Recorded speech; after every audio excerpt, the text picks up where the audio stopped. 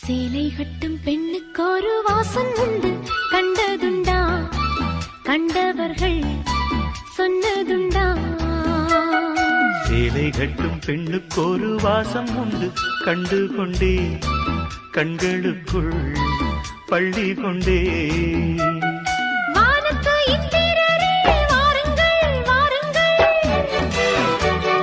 பெண்ணுக்குள் என்ன இன்பம் கூறுங்கள் கூறுங்கள்.